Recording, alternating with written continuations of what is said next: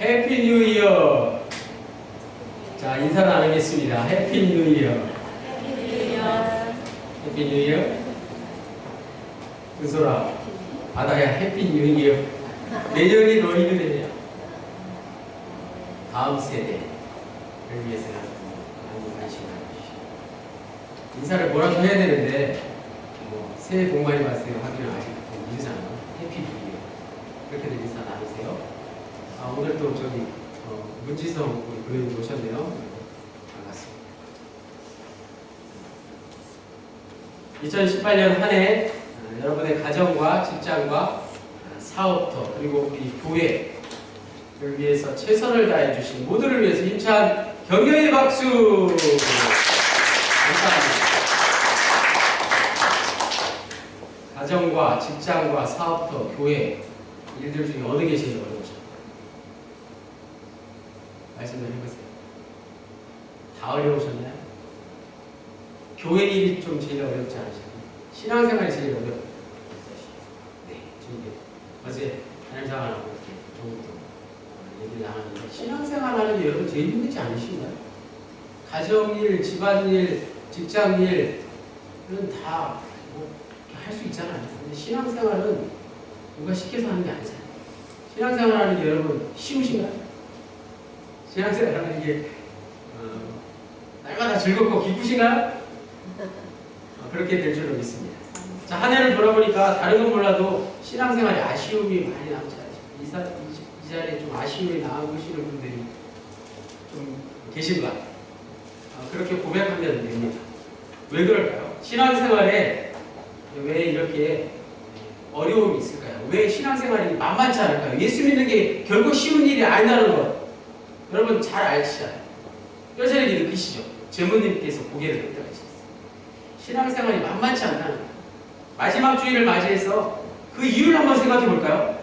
오늘 딴 이야기가 아니라 그 이야기, 그 주제입니다. 신앙생활이 왜 이렇게 힘들어요? 왜 이렇게 힘든 것일까 도대체? 그 이유는 알고 보자. 우리는 신앙생활에서 가장 곤란한 점은 무엇일까요? 믿음과 삶이 일치하지 않는 것. 예수 믿는 사람이라고 하면서 교회 안에서 교회 밖에서 다른 모습을 가지고 있는 이중인격체. 그건 아닌가요? 제가 너무 좀 강하게 말씀드렸는데 여러분들이 그런 얘기를 하시더라고요. 저 또한 그렇게 공감합니다. 교회 안에서 여러분 들리는 소식들 잘 듣고 계십니까? 교회 안에서 서로를 고소해서 재판이 걸려있고 서로 적개심을 품고 신앙생활을 한다고 예수 믿는다고 하는 사람들이 전혀 세상 사람들에게 본이 되지 않는 현실 어떻게 생각하십니까? 우리 한국교회에 지금 맞닥뜨려진 그 문제들 여러분 그저 불구경하듯이 그냥 먼산 보듯이 그렇게 구경만 하고 계신 건가요? 이유가 무엇일까요? 솔직히 한번 생각을 해보세요. 왜 그런지. 내 자신을 솔직히 들여다보니까 내 자신의 모습을 보니까 내 자신이 그런 거예요. 내가 보니까 한국 교회를 욕할 게 아니라 내 자신의 믿음과 내 생활이, 내 삶이 일치하지 않는다는 거예요. 여기서 예외인 사람 아무도 없습니다. 담임상은 먼저 고백할게요. 담임상은 그렇습니다. 분명한 사실입니다. 내가 예수를 믿는 그리스도인이라고 자부할 수 있을 정도로 오늘을 살고 있을까 확신이 잘 서지 않는다는 게 담임사관의 솔직한 고백입니다. 여러분은 어떠신가요? 그 이유는 두 가지 잘 들으세요. 첫 번째, 사람은 잘 바뀌지 않아요.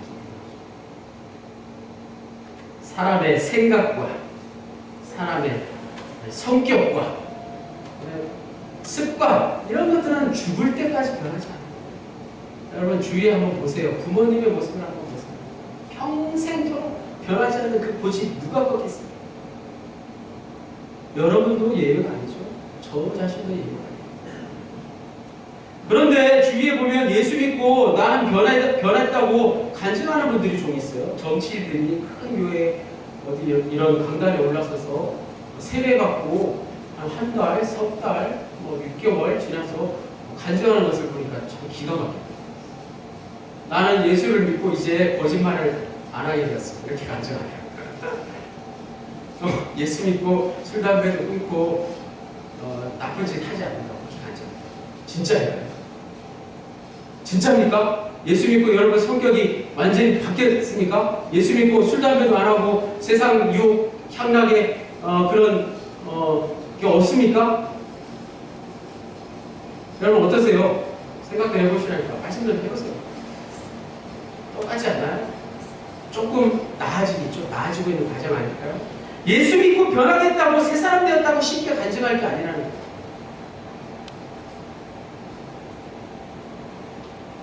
두 번째 뭐죠?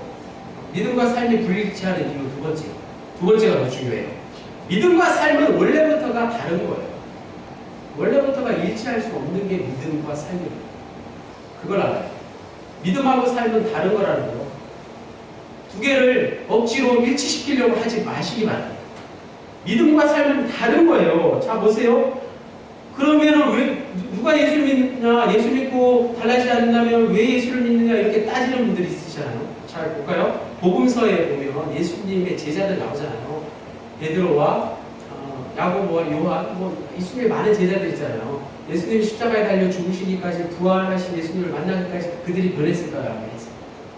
안 변했어요. 하나도 바뀌지 않았어요. 그대로였어요.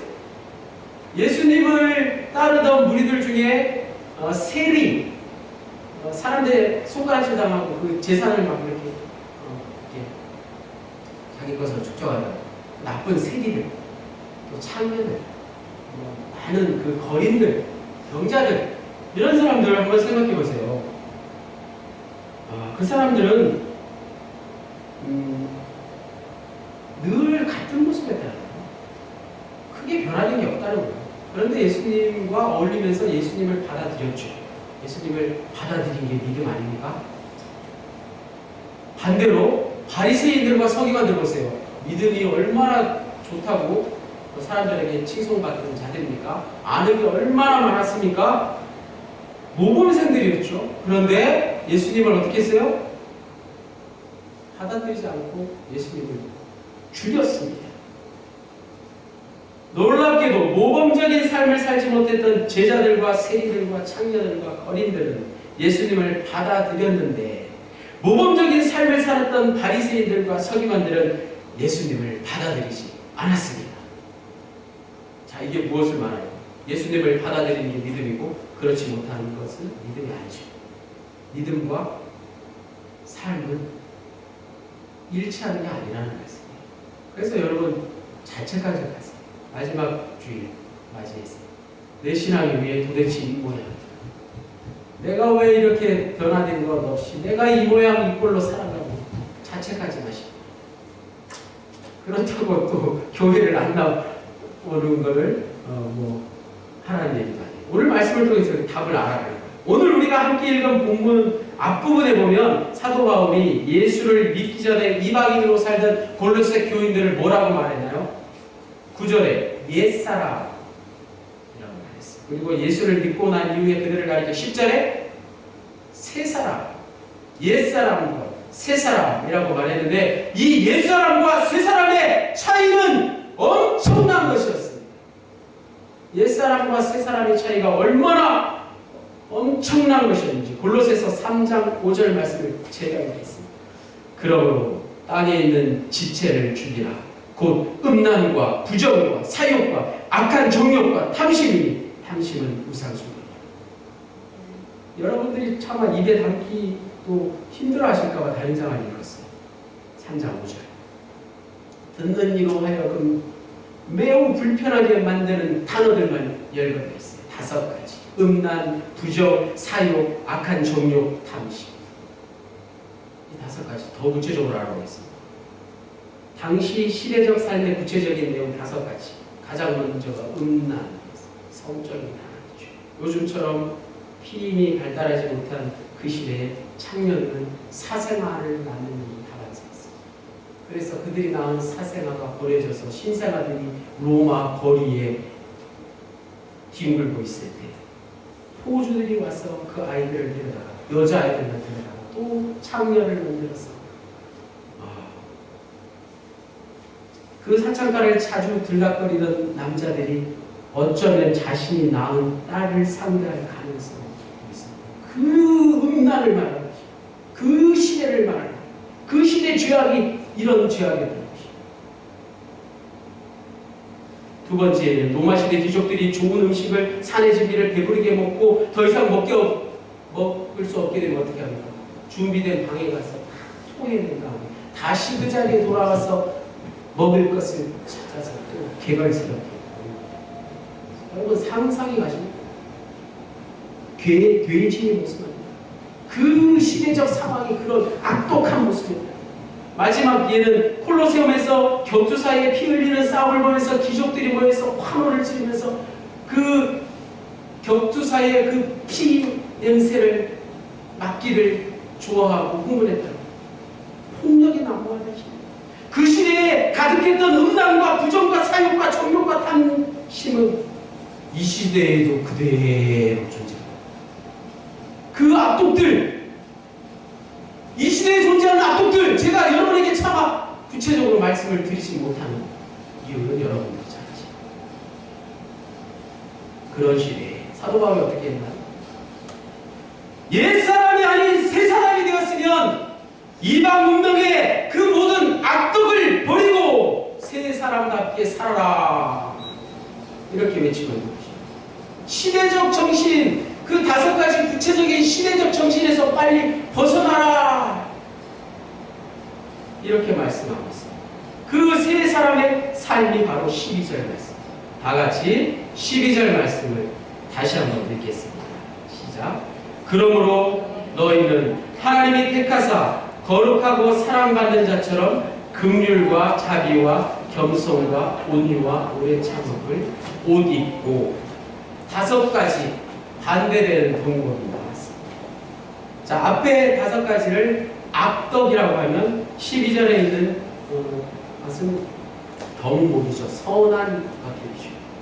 앞에 것이 악한 것들, 악덕이었다면 12절 말씀은 선한 것, 덕목이라고 합니다. 한자로. 두 문장이 똑같은 구조로 되어 있어요. 그러므로 라는 전치사가 사용되어 있어요. 일단은 5가지 덕목을 볼까요? 자, 그러므로 라는 전치사를 여러분 잘 생각하고 계셔야 돼요. 기독교인들이 땅이 아니라 하늘에 속했다는 것을 가리키는 게 5절에 나오는 그러므로였어요. 12절의 그러므로는 기독교인들이 옛사람에서 새 사람이 되었으므로를 가리키는 전치사예요. 악독과 덕목을 똑같이 무엇에 비유합니까? 옷 입는 것에 비유하고 있어요. 그래서 제가 계획사 때 옷을 어떻게 입을 것인가 말씀드렸죠. 옷을 입는다고 그 사람의 본질이 바뀌는 것은 아니라고 말씀을 드렸어요. 우리의 몸이 바로 기독교 신앙의 본질이라는 것이에요. 그 본질에 어떤 옷을 입느냐에 따라서 세상 사람들에게 나타나는 그 본질도 전해지기 마련이라는 것이죠. 그래서 우리가 무슨 옷을 입느냐가 중요한 것입니다. 그리스도의 은혜를 옷 입어야 된다는 오늘 말씀의 제목을 기억하십시오. 바울이 말씀하려고 하는 핵심은 우리 그리스도인이 정말 참다운 그리스도인이 되었다면, 본질이 달라졌다면 당연히 삶의 태도가 달라져야 한다는 것입니다. 그런데 우리는 지금 삶의 태도가 달라져야 된다는 것에 관심을 갖고 있어요. 그래서 5가지 항목에 지금 여러분 막 지금 관심을 갖고 계시죠. 갈라디아서 5장 22절에서 23절에는 9가지가 나와요. 성령의 9가지 열매다. 사랑과 희락과 화평과 오래 참음과 자비와 양성과 충성과 온유와 절제죠. 오늘 3장 12절에 나오는 항목과 겹쳐지는 것들이 있죠. 오래 참음, 자비, 온유 이런 것들은 겹쳐지는 것들이에요. 더 많이 있어요. 20가지고 몇 가지도 말할 수 있어요. 그게 중요한 게 아니라는 말씀. 골로새서 3장 12절에 항목 이런 단어들은 수없이 더 늘어놓을 수 있다는 것입니다. 그런데 그러한 단어들이, 선한 행위들이, 덕목들이 많아진들 무슨 소용이 있겠습니까? 아무리 멋있어도 그것을 실천할 수 없으면 아무런 소용이 없는 것 아니겠습니까? 우리가 그런 수준의 삶을 살 수 있습니까? 가능하긴 합니까? 사랑 하나만 생각해 보세요. 오래 참으실 수 있습니까? 절제하실 수 있습니까? 불가능한 항목들을 말하고 있다는 거예요. 가능하지 않은 차원의 삶을 자꾸 강요받으면 어떻게 됩니까? 자존감이 낮아져요. 내가 이 수준밖에 안 되나? 나는 이것밖에 안 되나? 자책감에 사로잡혀요. 우울증을 앓게 되죠. 그렇다면 다시 한번 말씀드릴게요. 오늘 사도 바울이 우리에게 말씀하는 가장 핵심적인 내용이 무엇입니까? 도대체 무엇을 말하려고 하는가? 우리가 잘 알고 있듯이 바울은 율법으로 인해서는 인간이 구원받을 수 없다는 것을 로마서 말씀을 통해서 강조하고 있습니다. 율법에 의해서가 아니라 행위에 의해서가 아니라 무엇으로? 믿음으로 말미암아 구원에 이를 수 있다는 것이죠. 오직 의인은 믿음으로 말미암아 살리라. 이 말씀이 로마서와 갈라디아에서 계속해서 반복되는 말씀입니다. 율법주의를 비판하는 말씀이죠. 그런데 오늘 3장 12절 말씀은 그런 게 아니라 율법주의를 오히려 거두는 말씀 아닌가요? 다시 도덕적이고 윤리적인 그런 율법적인 삶의 태도를 분명히 인정하고 있어요. 12절 말씀. 그럼 5가지 항목 아닙니까? 3장 12절의 후반부만 봐서 3장 12절의 앞부분을 보십니다. 12절에 나오는 5개의 덕목은 그것 자체로 절대적인 의미가 있는 게 아니라는 거예요. 사도 바울이 강조하는 것 지금부터가 중요합니다. 앞에 있는 말씀이에요. 그러한 5가지 덕목들 또 9가지 성경의 열매들은 이미 동양의 사상가들, 철학가들이 다 이야기한 것들이에요. 그리스의 철학가들도 다 이야기한 것들입니다. 이 시대를 살아가는 누구나 그런 말들은 다 합니다. 개똥철학이라고 하죠. 놀랍게도 5절 말씀과 12절 말씀의 가장 중요한 단어는 무엇입니까? 가장 핵심이 무엇입니까? 그 악덕이나 미덕 덕목들에 있지 않고 무엇에 있다고요? 아까 말씀드렸는데 그러므로에 있어요. 그러므로라는 전치사에 집중하십시오.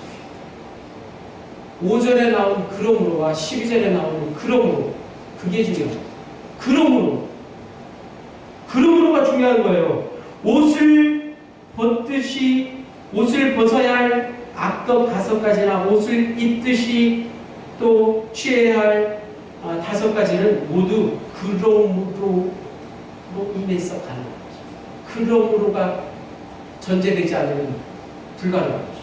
그러므로가 무엇입니까? 그러므로를 알아야 돼요. 그러므로가 뭐예요? 오늘 찬양팀의 찬양 사랑한다. 너는 내 아들이야. 그러므로 너는 아비의 말에 순종해야 돼. 너는 부모 말을 잘 들어야 돼. 이렇게 얘기하죠. 무엇이 중요합니까? 너는 내 아들이다. 그러므로 부모에게 순종해야 한다. 여기서 중요한 게 무엇이에요? 부모에게 순종해야 한다가 중요합니까? 너는 내 아들이다가 중요합니다. 너는 내 아들이다라는 사실이 더 중요한 거 아닙니까? 너는 내 아들이다. 그러므로 부모의 말에 순종해야 한다.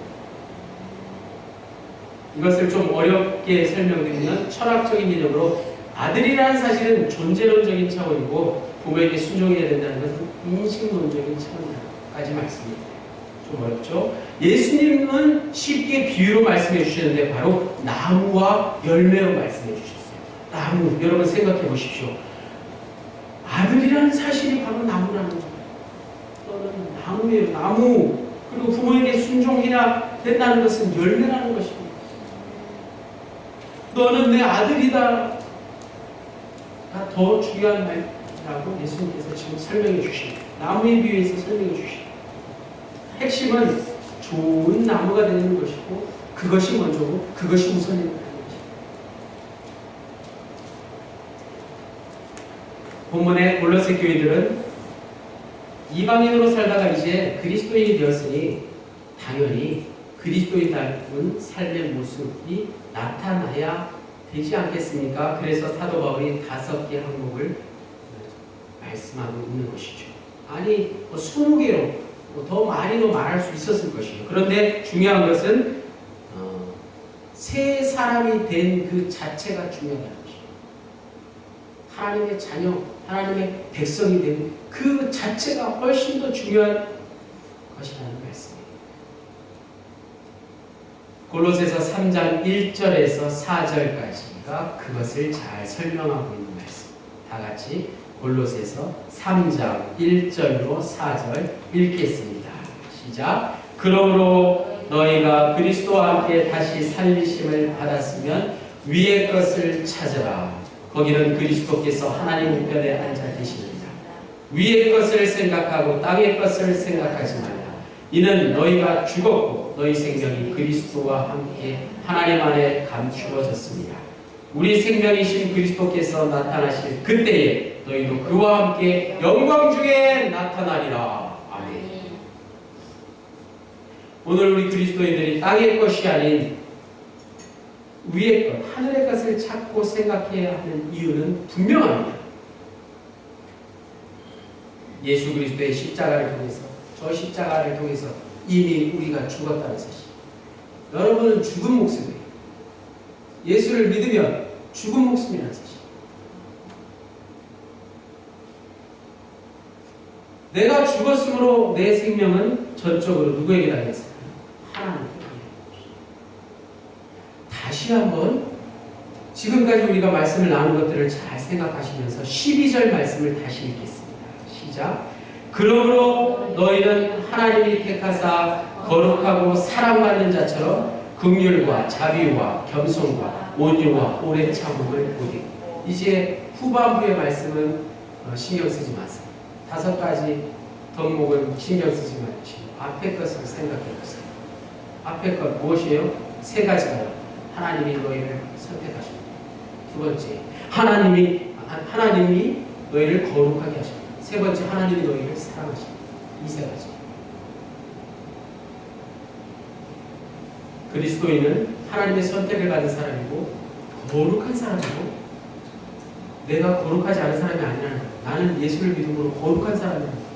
그리고 하나님의 사랑을 받지 않은 사람이 아니에요. 누가 나를 사랑하지 않는 게 아니에요. 하나님이 나를 많이 사랑하신다는 사실. 이 3가지를 깨닫는 거예요. 오늘 12절 말씀이 중요합니다. 12절 말씀만 알면 13절부터 17절까지는 아무것도 아니에요. 우리가 많이 들어왔지만 그걸 절실하게 받아들이지 못하고 살고 있다는 거예요. 올 한 해도 이 3가지를 내가 듣기는 듣고 알기는 알지만 그것을 절실하게 내 삶을 통해서 실천하며 살지는 못해서 믿음과 삶이 일치하지 못하고 신앙생활이 왜 이 모양인가? 신앙생활이 왜 이렇게 힘들고 지겹고 왜 이 모양이 꼴로 교회만 다니고 교회 그냥 신앙만 그런 생각입니다. 이 3가지를 여러분 충분히 한번 느껴보십시오. 3가지가 뭐라고요? 하나님이 선택하셨고, 그리고 하나님의 거룩한 자다. 하나님이 사랑하신다. 이미 우리는 사랑을 받은 자다. 자, 여기서 잠깐만 부연 설명하자면 선택받은 사람이라는 것은, 하나님의 선택을 받은 사람이라는 것은 하나님의 생명을 얻었다는 말씀입니다. 거룩한 사람이라는 것은, 내가 거룩하다는 말은 내가 의롭고 또 하나님의 의를 이제 누리게 되었다는 말씀이죠. 하나님과 연결되어 있을 때만 가능한 것이에요. 거룩. 세상 속에서 내가 비록 힘들게 살아가지만 저 세상과는 분명 구별된 사람이라. 이것이 바로 거룩한 사람입니다. 마지막으로 사랑받은 사람이다. 하나님께로부터 온 사랑을 내가 이미 받은 사람이고 지금도 받고 있다는 것이죠. 우리의 생명을 파괴하는 죄와 죽음, 그것을 승리하게 하신 하나님의 사랑, 그것만. 하나님께 사랑받은 사람은 더 이상 자기 연민이나 자기 자랑에 사로잡히지 않습니다. 하나님께 사랑받은 사람은 당연히 다른 사람을 사랑하지 않겠습니까? 각자의 상황에서 자신이 어떻게 가족들을 대하고 있는지, 옆에 계신 우리 부모님들, 성도님들을 대하고 있는지, 그리고 이웃들을 대하고 있는지 한번 생각해 보십시오.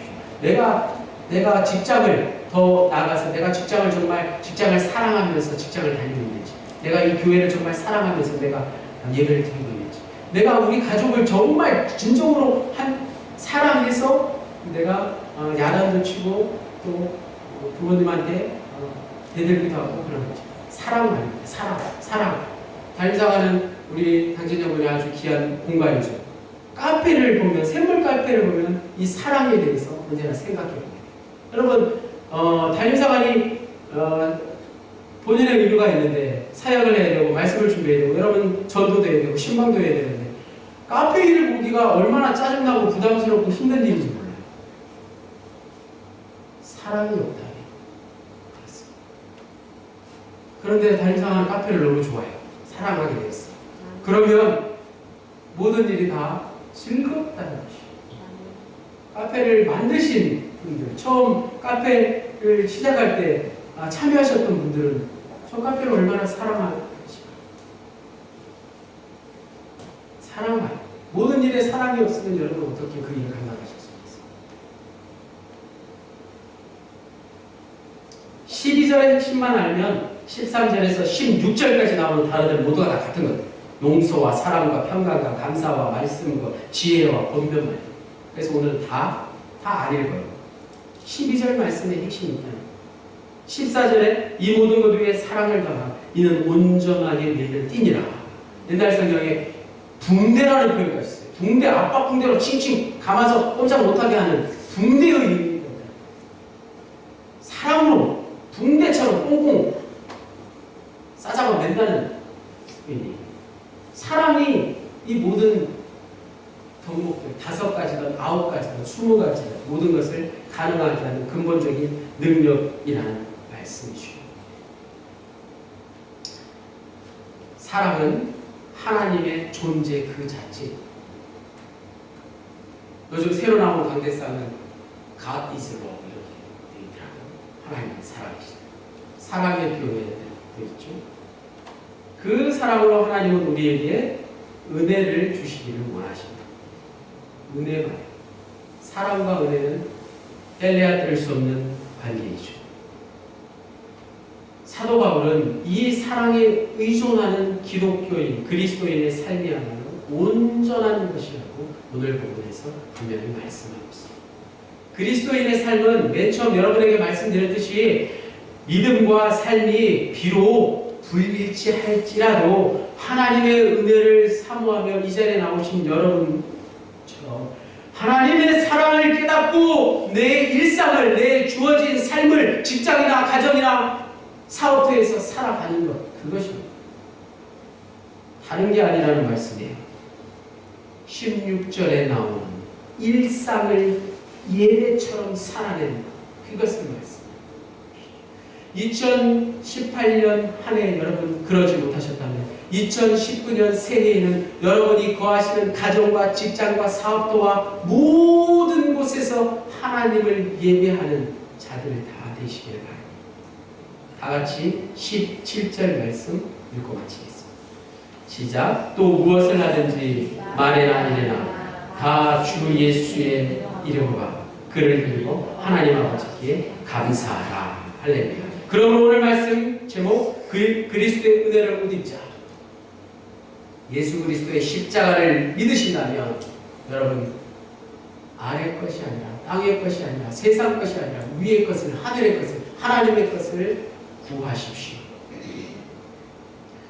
하나님께 선택받은 자라는 사실을 잊지 마십시오. 하나님의 거룩한 백성이라는 사실을 기억하십시오. 나는 하나님께 사랑받은 자요 사랑받고 있는 자니까 마땅히 내가 해야 할 일은 그 하나님의 은혜를 누리며 하나님의 은혜를 옷 입는 것 아니겠습니까? 내가 무슨 옷을 입겠습니까? 다 같이 기도하시겠습니다. 하나님 아버지, 우리는 하나님께 선택받은 자요 하나님의 거룩한 자요 하나님께 사랑받은 자임을 이 시간 고백합니다. 하나님의 은혜를 더욱더 사모하며 살기를 원합니다. 이 시간 드려지는 이 예배를 통해서 하나님 아버지께 감사하며 날마다 새로운 삶을 살게 하옵소서. 예수 그리스도의 이름으로 기도하였습니다.